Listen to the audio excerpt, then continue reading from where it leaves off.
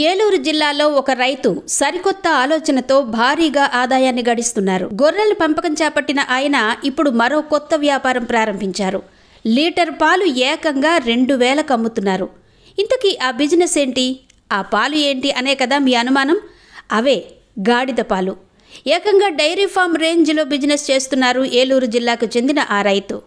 ప్రతిరోజు గేదె, ఆవు పాలను జనాలు కొనుగోలు చేస్తుంటారు. కానీ ఏలూరు జిల్లా పోలవరం నియోజకవర్గం కొయ్యలగూడెం మండలం నరసన్నపాలెంలో మాత్రం వెంకటరెడ్డి అనే రైతు గాడిద పాలను విక్రయిస్తున్నారు.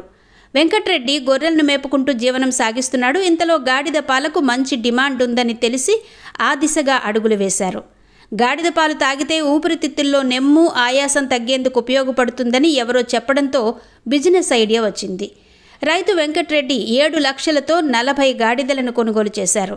ఆ గాడిదల్ని రోడ్డు పక్కన గాడిద పాలు అమ్ముతామంటూ ఫ్లెక్సీలను ఏర్పాటు చేశాడు.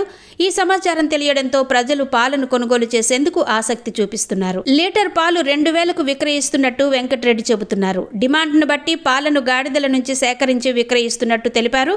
రోజుకు సుమారుగా 4 లీటర్ల పాలను సేకరిస్తున్నామని, గుంటూరుతో పాటుగా తమిళనాడు వంటి ప్రాంతాల్లో ఈ పాలకు డిమాండ్ ఉందని తెలిసిందన్నారు. అందుకే అక్కడికి కూడా సరఫరా చేసే ఆలోచన చేస్తున్నట్టు వెంకటరెడ్డి తెలిపారు.